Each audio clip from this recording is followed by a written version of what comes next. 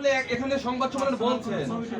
সে যদি না বলে তাহলে অন্য কোনো প্রমাণ কাবিননামা ছাড়া বা অন্য কোনো প্রমাণ ছবি আছে, তার মেয়ের সাথে ছবি আছে, বাসায় ছবি এইগুলো তো সবার কাছেই থাকে।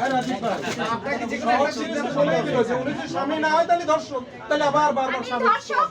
না না আপনি তো বলছেন না ওনার সাথে আপনার বিয়ে হয়েছে। আপনি নিউরোসাইন্স হসপিটালে যান, সবাইকে বলছে আমি হয়নি। সেখানে কি আপনি আইনের কোনো ব্যবস্থা নেবেন? হ্যাঁ, 101 টাকা আপনাদের দেব। যেমনই তাহলে কাবিননামা নেই কেন? ওনার কাছে আছে। আর বাবা সে একটা চিটার না থাকতে পারে, এভাবে গেলে কেমন প্রশ্ন? সংসার কি তুমি করছো? সংসার করছো মিথিলা, তাহলে তুমি কেমন জানো? স্বীকার না করলে ধর্ষক সে কি? আমি তো নাম ধরি না ওনার। না না কেন বলবেন না? এখন আর পাপ হয় না, এখন আর স্বামীর নাম নিলে পাপ হয় না। ওনাকে কি বলে ডাকতেন? আপনার স্বামীকে কি বলে ডাকতেন? আমি কি বলে জানবো? জান বলে রাখছেন?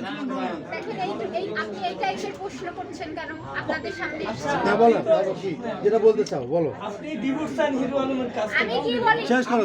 আপনি বলেন উনি একটু বলুন। কথাটা শুনেন। ইয়েস। তার যে মা, যার স্বামী, তার তো নিজের মা না সে। তার যে স্বামী মারা গেছে, আমি 32 দিন সেবা করেছি।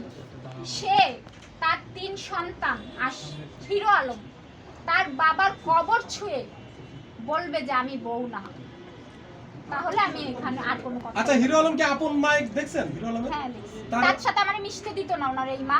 আপন মাকে কি সে দেখতো হিরো আলম? হ্যাঁ, দেখাশোনা করতো? হ্যাঁ অবশ্যই। তার সাথে মিশতে দিত না কেন? তার এই মা ওই দিকে আমার কখনো যেতে দেয়নি আর মিশতে দেয়নি, এই বাসায় রেখে দিত। আর তাদের ছাড়া আমি আমি আমার বাইরে বেরোইতে মানুষের সাথে খুব কম। আপনার একটু কি করে আপনার কোনো টাকা পয়সা কিন্তু আলম তার পারে অনেক খেয়াল করে বোনদেরকে, সত্যি এটা। আপনার টাকা পয়সা হাতিয়ে নিচ্ছে? আচ্ছা মিথিলা, হ্যাঁ, আমার আচ্ছা, আমার জন্য রিয়ামনির সাথে ডিভোর্স হয়ে যাওয়ার পরে সেই সুযোগটা কি আপনি নিতে চাচ্ছেন কিনা? কখনোই না। কোরআন শরীফ কেন, কাবা শরীফে যেয়ে বলবো, কখনোই বলিনি। আমি বলছি কি আমার কোনো সমস্যা নেই, সে থাকুক। আপনার অর্থ কোনো আত্মসাৎ করেছেন? আর একটা মিনিট কোরআন শরীফ এটা তো উনি শুরু করছেন। আচ্ছা না না এখানে আপনারা কেন কোরআন শরীফ নিয়ে আসেন? বিশ্বাসের মাঝখানে কেন আপনারা কোরআন শরীফ এই জায়গায় তো মৌলা আল্লাহ তাআলা কোরআন শরীফ আসে না এই জায়গায়। না, সেটা তাহলে আপনি হিরো আলমকে পাইছেন একটা কোরআন শরীফ, আপনারাও পাইছেন কোরআন শরীফ। কেন কোরআন শরীফ নিয়ে অপমান করবেন আপনারা?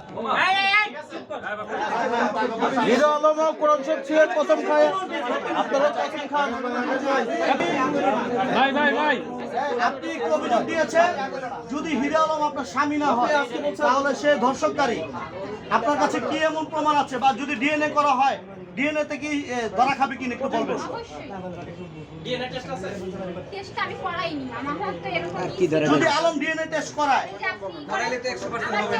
আমার যে বাচ্চাটা নষ্ট হয়েছে এই পেপারস নিয়ে আপনারা দেখেন। আচ্ছা আপনি জাজির সামনে একটু বলে দেন আপনার সাথে কথা বলেন। আচ্ছা মিথিলা, আপনি জানেন এইটা নিয়ে অনেকদিন যাবত ঝামেলা হচ্ছে। আপনি এতদিন পর গণমাধ্যমে আসছেন, কেন আপনি খালি হাতে আসছেন? খালি আপনার হাতে যদি লিগ্যাল বউ হইতো কিছু না ডকুমেন্টস আপনার থাকা উচিত ছিল, সেই ডকুমেন্টসটা কোথায়?